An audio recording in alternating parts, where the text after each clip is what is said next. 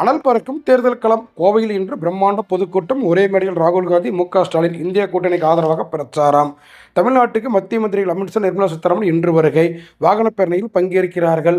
தமிழ்நாட்டில் 10% வேட்பாளர்கள் மீது குற்ற வழக்குகள். தேர்தல் ஆணையம் தகவல். சத்தியமங்கலம் அருகே உயிருக்கு போராடும் காட்டு யானைக்கு தீவிர சிகிச்சை. பாச போராட்டம் நடத்திய குட்டி யானை வனப்பகுதியில் விரட்டியடிப்பு. வலிமையான பாரதிய ஜனதா அரசு நடப்பதால் பயங்கரவாதிகளை சொந்த மண்ணிலேயே நமது படைகள் அழித்து வருகின்றன. பிரதமர் மோடி பெருமிதம். பிரதமர் மோடி 15ஆம் தேதி தமிழகம் வருகை. நெல்லை பொதுக்கூட்டத்தில் பேசுகிறார். ககன்யான் திட்டம் செயல்படுத்துவதில் நல்ல முன்னேற்றம். இஸ்ரோ விஞ்ஞானிகள் தகவல். கள்ளக்காதலியை திருமணம் செய்ய இடையூறாக கருதி 3 வயது குழந்தை அடித்து கொலை. லாரி டிரைவர் கைது. தாயிடம் போலீசார் விசாரணை. திருமாவளவன் தேர்தல் பிரச்சாரத்தில் விடுதலை சிறுத்தைகள் கட்சியினர் மோதல்.